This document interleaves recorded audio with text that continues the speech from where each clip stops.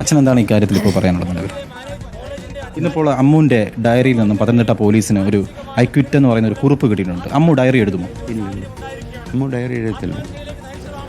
ഇല്ല, അമ്മ ഡയറി എഴുതത്തില്ല, ഇന്ന് വരെ എഴുതിയിട്ടില്ല. സ്കൂളിൽ പഠിക്കുമ്പോൾ പോലും എഴുതുന്ന സ്വഭാവമൊക്കെ ഇല്ല.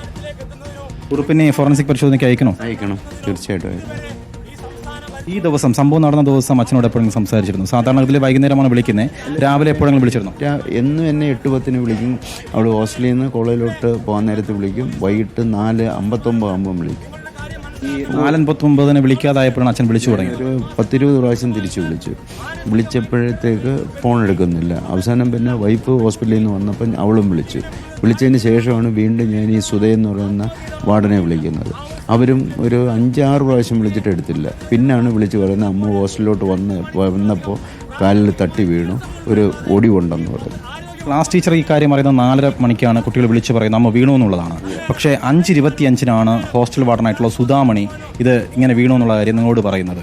അപ്പോൾ ഏകദേശം 2.6 കിലോമീറ്റർ മാത്രം ദൂരമേ ഉള്ളൂ പത്തനംതിട്ട ജനറൽ ആശുപത്രിയിൽ എത്താൻ. അപ്പോൾ ഇത്തരത്തിൽ ഇവിടെ ഒരു ഈ ആശുപത്രി എത്തുന്നതിൽ ലാഗ് ചെയ്തിരുന്നോ? തീർച്ചയായിട്ടും ലാഗ് ചെയ്തതെന്ന് വെച്ച് കഴിഞ്ഞാൽ എൻ്റെ ബലമായ സംശയം എന്ന് വെച്ച് കഴിഞ്ഞാൽ ഇവിടെ ഡ്രസ്സും എല്ലാം മാറ്റിക്കാനാണെന്നുള്ളതാണ്. കാരണം ഞാനൊരു പടം കാണിച്ചു തന്നില്ലേ, അതിനകത്ത് ഈ ഹോസ്റ്റലിലെ ചുറ്റും ചെളിയാണ്. ഇത് മഴ പെയ്ത് കഴിഞ്ഞാൽ ചെളിയായിട്ട് കിടക്കുന്ന സ്ഥലമാണ്. അന്നേരം ആ സമയത്ത് ഇനി ഇവരെ അപായപ്പെടുത്തിയിട്ട് ഈ 3 കുട്ടികളും ക്രിമിനൽസാണ്. ഇത് 3 പേരും അപായപ്പെടുത്തിയിട്ട് ഇനി ഇവരുടെ സഹായത്തോടുകൂടി ഡ്രസ്സ് മാറ്റിയതായിരിക്കാൻ, അല്ലെങ്കിൽ ഇങ്ങനെ കാണുമോ? എൻ്റെ കുട്ടിയുടെ ഞാൻ സാറിനെ കാണിച്ചു തന്നില്ലേ, അതിനകത്ത് ഒരു ചെളിയുണ്ടോ? ഞാൻ കാണിച്ചു തന്നില്ലേ. സ്വാഭാവികമായി 3-ാം നിലയിൽ നിന്ന് വീഴുമ്പോൾ പരിക്കുകൾ കൂടുതൽ പറ്റേണ്ടതാണ്. ദേഹത്ത് മറ്റ് പരിക്കുകളൊന്നുമില്ല.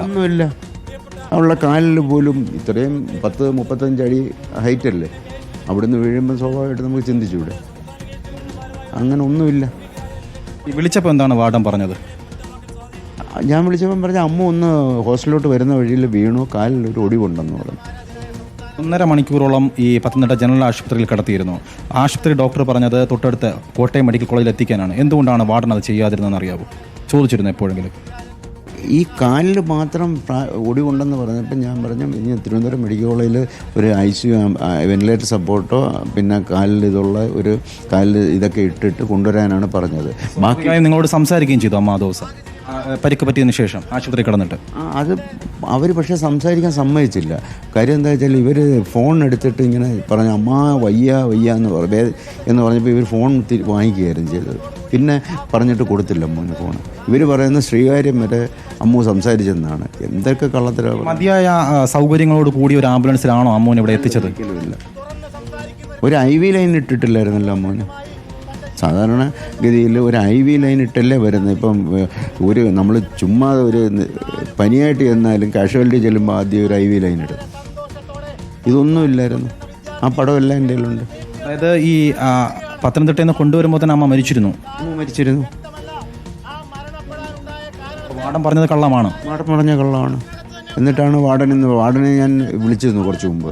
വിളിച്ചപ്പോഴത്തേക്ക് അവർ അങ്ങനെയല്ല, എനിക്ക് ഓർമ്മയില്ല, അങ്ങനെയാണെന്ന് പറയുന്നത്. അവർ ഒരു ചാനലിൽ പറഞ്ഞു വെക്കുന്നത് അവരേത് അന്വേഷണവും തയ്യാറാണ്, അങ്ങനെയൊന്നും പറഞ്ഞിട്ടില്ല. ഞാൻ വിളിച്ചപ്പോൾ അവർ പറഞ്ഞു എനിക്ക് ഓർമ്മയില്ല, എന്താണ് യാത്ര ചെയ്തുകൊണ്ടിരിക്കുകയാണെന്ന് പറഞ്ഞ് ഫോൺ കട്ടി. ഈ 9 മണിയോടുകൂടിയാണ് തിരുവനന്തപുരം മെഡിക്കൽ കോളേജിൽ എത്തുന്നത്. 9:15 കഴിഞ്ഞു. ഈ ആംബുലൻസിൽ നിന്ന് ഇറക്കുമ്പോൾ ഓക്സിജൻ പോലും ഇല്ലായിരുന്നു. ഒന്നുമില്ലായിരുന്നു. ഓക്സിജനും ഒരൊന്നും ഇല്ലായിരുന്നു. കുഞ്ഞാണ്ട കാലിങ്ങനെ ഇവിടെ ഇങ്ങനെ ചേട്ടിട്ട് കാലിങ്ങനെ മടക്കി ഇരിക്കുകയായിരുന്നു. കൈ കണ്ട് ഇങ്ങനെയും വെച്ചേക്കുമായിരുന്നു. സാധാരണ കയ്യിൽ IV ഇടുന്ന ഇവിടെ അല്ലേ.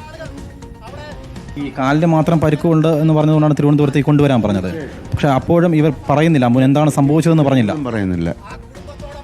ഒരു കാരണവശാലും ഇവർ ഈ പരിക്കിൻ്റെ ഗുരുതര സ്വഭാവം ഒന്നും നമ്മളോട് പറഞ്ഞിട്ടില്ല. അങ്ങനെയാണെങ്കിൽ ഞാൻ പറഞ്ഞു മുത്തൂറ്റ് ഹോസ്പിറ്റലിലോ ചിത്തിപ്പുഴ ഹോസ്പിറ്റലിലോ എല്ലാം അവിടെ എവിടെയെങ്കിലും കൊണ്ടുപോയി ഞങ്ങളങ്ങ് വന്നാൽ പോരായിരുന്നു. ഞങ്ങൾ വെഞ്ഞാറമൂട് കഴിഞ്ഞു.